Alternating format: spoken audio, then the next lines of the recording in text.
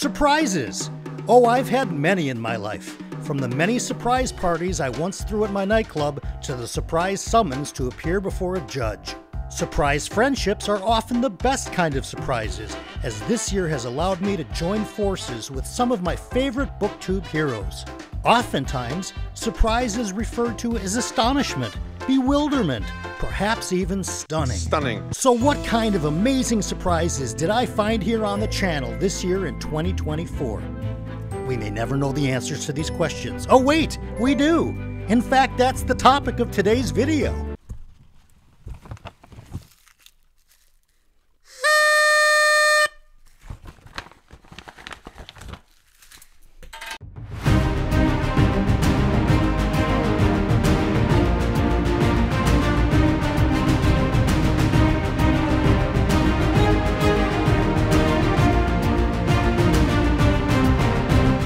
Hey everybody, I'm Brian Bell. Welcome back to another episode of BellTube. Today, we are counting down the top 10 good surprises that I found here on the channel in 2024. Let's not waste any time and let's get right to it. Coming in at number 10. Now, this is a book that I did not expect to read in 2024, and it was an audiobook that I listened to by a narrator I'd never heard, and if you know me at all, that's a little challenging to find. We are talking about number 10, Meet Your Maker by authors Jonathan McLean and Seth McDuffie. This is a lit RPG adventure. It's a book one of a proposed 5-book series, but here's the thing. One of the authors, Jonathan McLean, is a very accomplished Hollywood actor, screenwriter, etc., and he's narrated over 250 audiobooks. How he was not on my radar before this, I have absolutely no idea, but he elevated this book even higher than it is on its own, which is significantly high. This is a great new lit RPG series I found for myself this year. I hope you're going to check it out too if you are a lit RPG fan. Coming in at number 9, this is not a particular book. This is a video on the channel, and I cannot believe it, but our lit RPG starter guide is by far and away the most viewed video on BellTube. If you would have asked me a year ago, what do you think is going to be your top video? I would have said something like a top 10 list or a reaction to a current release that came out. Nope, it's a starter guide for lit RPG, and you guys know we cover tons of lit RPG here on the channel.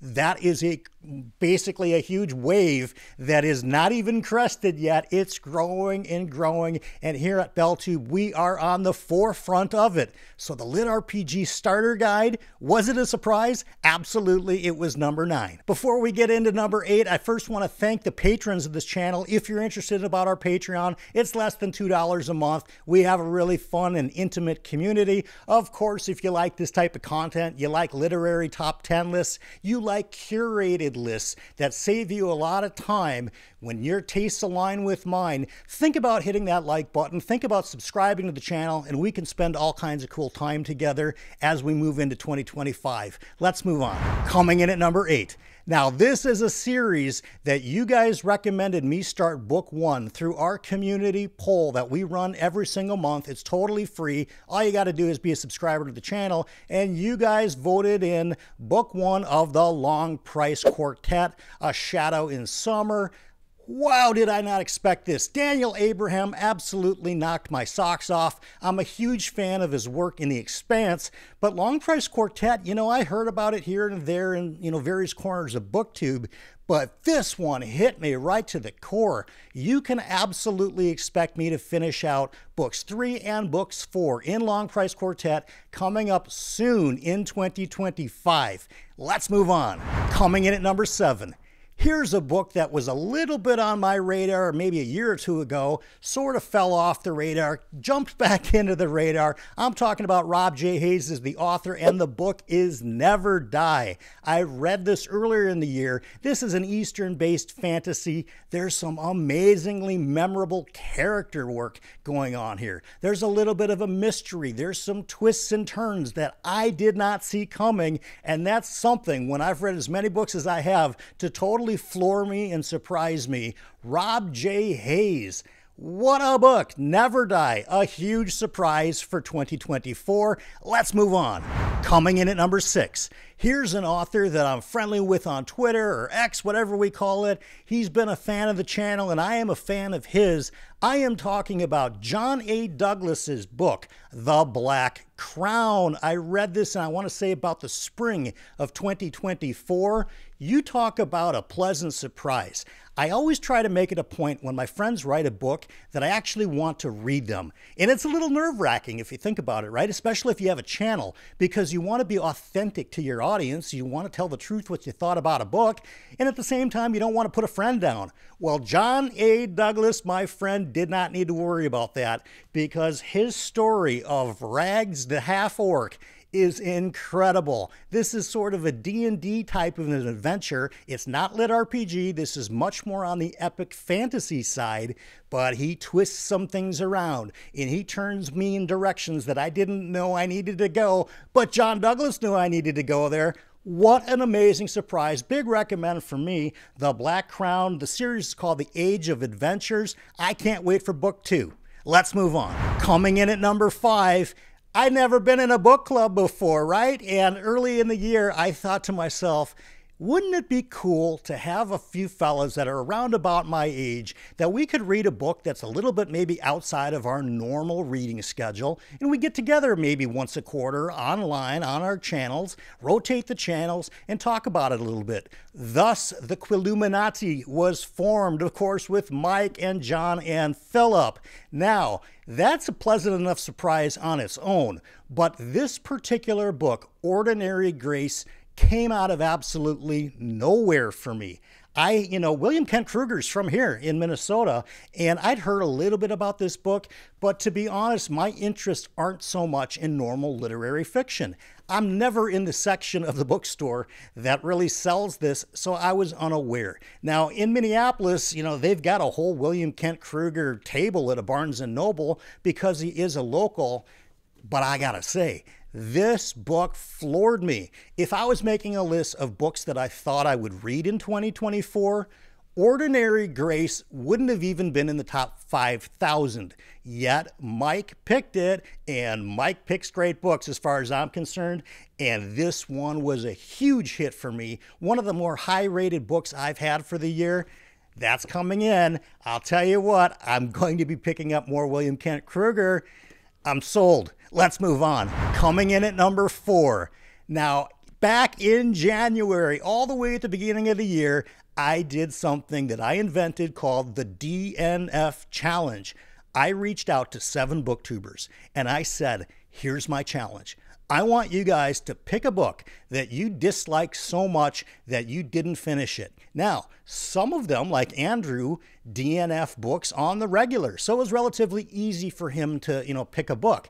Others, like Mike or Philip of the aforementioned Quilluminati, they don't DNF very often. Philip in particular, and he thought about it, and he thought about it, and he came up with the book, The Worm Ouroboros. And I'm going to look at what the author's name is because I don't remember. It's E.R. Edison. Folks, this is pre-Tolkien, right? So Edison was an influence on Tolkien. This is an old book. The language is extraordinarily weird. The plot is more like an epic tale of Ulysses, right? Or of Odysseus. It's not what we would consider traditional fantasy, even as far back as Tolkien. This predates that. And The Worm Ouroboros, when I opened it up and I read the first page, I was like, oh my God, Philip speaks Old English, Old Dutch, Old everything, okay? And he put this book down and said, nope. But I had to finish it, right? It was part of the DNF challenge, and wow, was I surprised. Folks, I actually liked The Worm Ouroboros.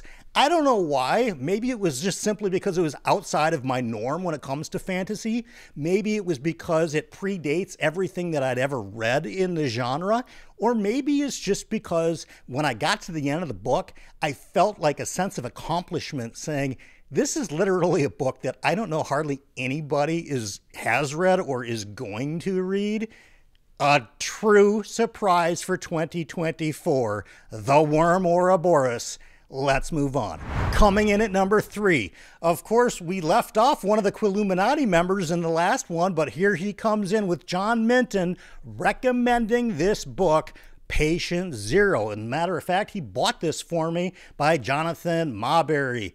Folks, we did a kind of BFFs, sort of like a booktube besties type of thing over on Talking Story earlier this summer, where I sent him Sandman Slim by Richard Cadry, and John sent me Patient Zero. And I have to say, I'll repeat what I said on his channel. If I'm walking through a bookstore and I see a cover of what appears to be zombies crawling out of the book, and there's some sort of supernatural thing going on to more of a horror side than a sci-fi or a fantasy side, I am avoiding this book. It's not something that really falls within my personal tastes. So I have to say, when it comes to surprises, absolutely coming in at number 3, Patient Zero, the Joe Ledger series. I fell in love with the main character. I could relate to him even though we have nothing in common. I felt like I was in his shoes the entire story, so much so that this is part of my plan for 2025, is to continue on the Joe Ledger universe. John Minton, my brother in the South, coming in at number 3 with Patient Zero. Let's move on. Coming in at number 2. This is a book that I would have never thought I would read in my entire life. Back in, I want to say about April, Philip Chase asked me if I would be a sub-judge for SBFBO, which is the self-published fantasy blog-off competition, where 300 books are pulled from a lottery at random, all written by independent self-published authors, and we read them as teams, and we decide what their scores are going to be, and we put them through. And in the stack of books that I received, one of them was a middle grade book. Folks, look at me. I've been outside of middle grade for a very, very long time. I don't have any kids, so I haven't, had the opportunity to sit and read middle grade books with any kids either.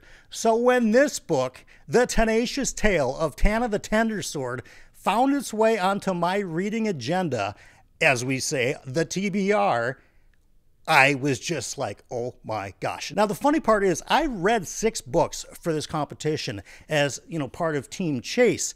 And this was the final book that I read. And I made it the final book that I read because it was very short. It seemed like the language was extremely easy to get through because, again, it's written at the middle grade level. And yes, I can read it at a middle grade level. But this is the last one that I did. And I was kind of thinking, okay, I made a commitment that I would read every word on every page of all the books that were presented to me in this competition, even though I didn't have to. It's not part of the rules. Philip was very clear that, and Mark Lawrence, who's really the guy that runs and began this competition, were very clear, saying, look, if you are, maybe even a few chapters into a book and right off the bat it's not going to be moving through in your stack, you can DNF it and go to the next one because it hasn't made the cut. I made a commitment to all the authors that I received, their books, that I would that was almost like a Christopher Walken pause. I'm going to keep that in. Maybe I'll Durfee it out in editing. We'll see. Anyway, I made a commitment I was going to read every word on every page just because I felt like that was the most fair thing to do when we talk about surprises. A clear and easy number 2, The Tenacious Tale of Tanna the Tendersword. Let's move on. Coming in at number 1, in the number 1 top surprise slot of 2024, is a series that I began back in February, again at the behest of our community, the BellTube community. I'd never read this series before. I'd certainly heard of it a million times. It really wasn't on my radar. Back in 2021, I have famously flipped a coin that said, heads, I'm going to read The Wheel of Time. Tails, I'm going to read this series that I'm about to share with you as my number 1 surprise for 2024, and that is The Malazan Book of the Fallen by Steven Erikson. I thought I would like this book. I did not know I would love this series. I cannot get enough of Malazan. As we film this, I am currently through book 4, House of Chains, in the first 10 books. Now, due to a series of commitments and my TBR and a bunch of other stuff, I have to put book 5 on hold until February of 2025. But when we talk about huge surprises for 2024, I expected I would like Malazan, maybe sort of on the same level of Wheel of Time, maybe on, I don't know, a top 10 possible fantasy things. Certainly not the potential to be the #1 fantasy series that I've ever read. Now, it is way too early to call it that. There's a lot of room to go. There's 6 more gigantic books. But at this pace, we are looking at Malazan as definitely a 1, 2, or 3 all-timer for me. Steven Erikson just does things with language, with characters, with action scenes, with quiet moments, with interpersonal relationships, with gods coming to the, mortal plane, with selfish gods competing with each other. There's so much to unpack with Malazan. We could spend a video a day talking about it, and for me, honestly, it wouldn't be enough, and that's going to get me to the one for the road today, and that's all about surprises. And what can we do to put a smile on someone else's face today as a surprise? Here's a practical piece of information. Call it a tip. Maybe just send a text message or a Discord message or a phone call or a voicemail or whatever it is to somebody in your life. Now, you could know them personally. You could be total strangers and only know them from online. But send them a message saying, hey, I was thinking about you and I just want you to know how impressive fill in the blank is. Just pick a quality about them and give them a compliment out of nowhere today. I promise you they are going to be surprised, right? And that's what we're talking about today is pleasant, good surprises. And you have it within you, the power to absolutely give somebody a happy surprise today. These are my top 10, but I want to know one thing. What are your top 10 surprises of the year? What came into 2024 for you that was unexpected in a positive way? Yeah, we're going to do a top 10 most disappointing books probably next week. But for now, we're talking about the happy surprises. That's what I know. Stay positive, everybody. And of course, as I always send you out of here, here's your fortune.